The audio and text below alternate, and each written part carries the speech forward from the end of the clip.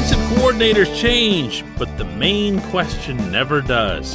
Who will really call the plays? Good morning to you. Good Thursday morning. I'm Dejan Kovacevic of DK Pittsburgh Sports, and this is Daily Shot of Steelers. Comes your way bright and early every weekday morning.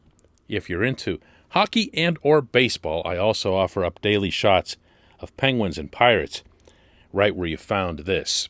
Steelers and Panthers will go at it, kind of, tomorrow night in Charlotte. Mostly meaningless preseason game. You're going to see Dwayne Haskins start.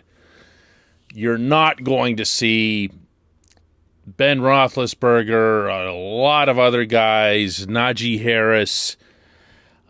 So it's going to be an exhibition in the truest sense, at least from the Pittsburgh perspective. Interestingly, the Panthers are expected to really put out their main team to start. And remember that the Steelers and Cowboys did play one more preseason game than everybody else. After practice yesterday on the South Side, Matt Canada met with media and went over a lot of different things. Most of it was quarterbacks, some of it was offensive line, and some of it was play calling, which can be a touchy subject for coordinators. They don't like to be challenged, but at the same time, when you've got your franchise first ballot Canton-bound quarterback, you've got to have legit respect. It can't just be for show. You've got to have some back and forth. You've got to have some communication. And here's some of what Canada said on this subject. Yeah, I think, all that matters is we actually had a conversation about that after he was out. He was still engaged on the phones throughout the game last week once he was done playing. And I think Ben and I have a very similar, belief that all we want to do is win games. And we're going to work together. And I've said it from day one. I've learned from him. I listened to him. And obviously we have things that, let's give this a look on both sides. Maybe we're doing this, and this is a thought I had, and give this a look, and hey, look at this from his perspective. And all we're trying to do is find a way to score one more point in the team we play every week we play. That's our only goal, and I think all of us are doing that. Certainly not minimizing the great ability and knowledge of the game Ben has, and I've said that multiple times. We're going to use everything we can to get that done. Now, the coordinator alone won't be what's new. It'll also be the way they communicate, because Canada will be, for anybody who doesn't know this, up in the booth. He's not going to be at field level the way he was last year when he was quarterbacks coach. Mike Sullivan, the new quarterbacks coach, will be down there at field level, but for Ben to communicate with Canada, it's going to have to be via phone and then via helmet up until 15 seconds before the snap, per NFL rules. And according to Canada, they did this through the Detroit game, the preseason game last Saturday, and he made it sound like it went okay. So, obviously, you guys all know this. You've been doing it longer than me in the NFL. So, I'm able to talk directly to Ben on the field, up until 15 seconds. So, calling the plays, there's no middleman with that. A lot of guys are obviously doing it in the league. When Ben comes off, Sully's right there with him. We've got a headset for Ben. If Ben wants to talk to me, if I want to talk to Ben, he puts a headset on. We did that last week, and here's what we saw. Here's what we're thinking. What about this? So it's a very fluid situation there. I think it went very well last week, and obviously last week was just, what it was. But we feel good about where we're at with that. This portion of Daily Shot of Steelers is brought to you by Point Park University. Choose from nearly 100 career-focused programs leading to bachelor's, master's, and doctoral degrees. Choose how you'd prefer to absorb those, whether it's at Point Park's gorgeous downtown Pittsburgh campus, whether it's online, maybe a flexible hybrid format is what works for you. Learn more about all of this at pointpark.edu. We're not going to know. We're not going to know until there's regular season football. You can't base anything off one quarter of a preseason. It's nice that they seem, the two of them, Ben and Canada, to be legit getting along. There seems to be a really nice vibe. Maybe it helps that Canada was here as the QB coach all of last season. So they're not strangers. And maybe it helps that Ben has just had the most upbeat attitude about everything. I can't underscore that enough in describing important things that have occurred during this training camp. So there's this real, yay, I love Matt Canada from Ben, and there's this, yay, I love Ben Roethlisberger from Canada, and it's just back and forth and back and forth and back and forth. Now, at some point or other, though, Ben has to go to the line of scrimmage and do an RPO, and he's going to have to look over the landscape, and he's going to have to see where the safety is, and he's going to have to see whether or not this running play that was called is going to be able to get more than half a yard, and he's alone. He's alone when he does that. Ben from the past, and by that I mean the recent past, will survey that situation, the one I just described, and check out to a pass 100% of the time. And that's going to be, I think, the first time that you see any kind of, I don't want to say discord or friction. That sounds dramatic. But something that doesn't work necessarily with what the coaches, plural, hope to achieve entering a given game.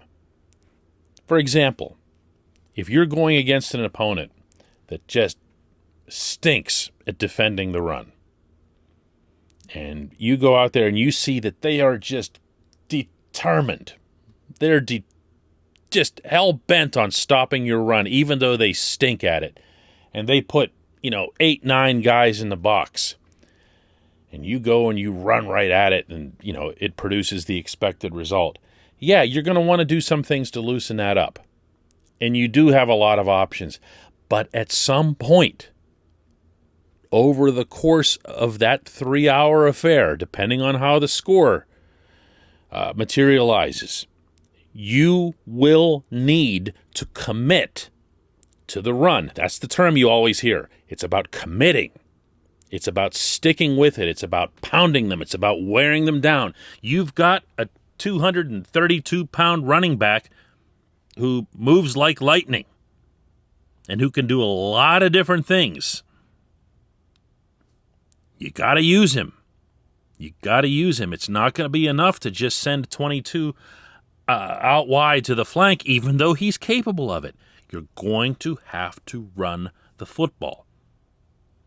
And I'm predicting here and now that with the Steelers facing the Bills in the opener, the Bills have a pretty good defensive line, you're going to see this come to a head almost immediately in some form or other, where we're going to be questioning who called that, who checked out of that, who wanted this, what did they really want to do, what did Matt Canada really want to do, what did Ben do to overrule him. And then after the game, you're going to hear, and mark this down, you are going to hear from Ben, something, no huddle. Yes, I called the plays on that 93-yard, 20-play drive that we had to win the game. That is a slam dunk that you're going to hear that. When we come back, just one question.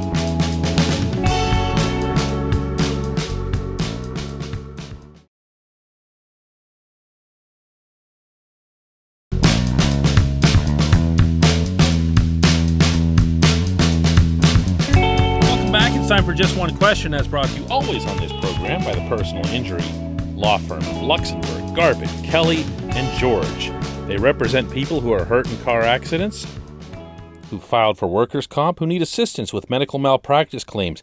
The attorneys at LGKG pride themselves in doing what they say they're going to do. It's important to them that when they make you a promise, they keep that promise. They've been keeping promises in our region for over 80 years. Learn more about them at lgkg.com.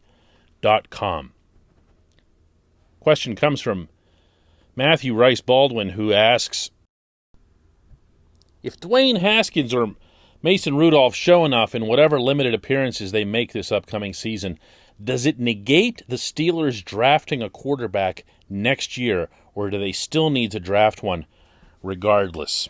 Well, I mean, you've got a pretty big hypothetical in there, obviously, because if Rudolph gets to see significant action, that means Ben's got a significant injury. If Haskins sees significant action when it's really clear at this point that he's number 3, then there's really, really big issues leading into that. And if that's the case, if either of those is the case, then your question kind of answers itself. Because if Ben has a significant injury, what's the first thing you and I and everybody else are going to be talking about, Matthew? Ben's done. That's it. He's done. Kaput. Finito. Over. It was nice. Great. We'll make him a statue or something. But he's not going to be the quarterback the following year. So the question kind of answers itself. I'd like to think that the Steelers have built up multiple options on this front. You've heard by now over the years that even though Rudolph was a third-round pick, that the Steelers themselves had hung a first-round grade on him. You know that Haskins was an actual first-round pick of Washington and, of course, was thrown right into the fire. So you can make an argument that they've already got a couple of first-round picks sitting here waiting in the wings. In the case of Mason, been waiting a long time in the wings. The one image that I can't get out of my head, though, anytime this subject comes up, and I don't know how many of you saw this. So this was back before this past NFL draft. And Mike Tomlin and a bunch of other Steelers people went to Ohio State's Pro Day. And Tomlin was tailing Justin Fields around as if he were his son. And he was waiting by the portion of the field where the kid had to come out before partaking in a whole bunch of drills. And Tomlin's standing there saying, you know what we're here to see? Show me something good. Show me something good. And then afterward, and the reason we know all this is because Ohio State did a behind-the-scenes type of short film on this thing. So you could hear everything Tomlin was telling him. Tomlin loved him. Tomlin loved him. And we can say all we want about the magic of Najee Harris dropping to the Steelers and it's so great that it happened or whatever else. I am telling you that if somehow, some way, in some nutty scenario, Fields had fallen to the Steelers, they would have taken him. I believe that. I really believe that. They would have figured out the running back thing somehow. But they would have taken Fields. I think they already have their eyes out. That doesn't mean they don't like or trust Haskins or Rudolph or don't see them as potential successors. It just means that they want to multiply their chances, which at that position would be the smartest possible approach. Get as many of these guys as you possibly can. So should their eyes be open in the first round next year, no matter what Haskins and or Rudolph does this fall and winter? Yes, 1,000 times yes. I appreciate the question, Matthew. I appreciate everybody listening to Daily Shot of Steelers. Let's do it again tomorrow. Game day.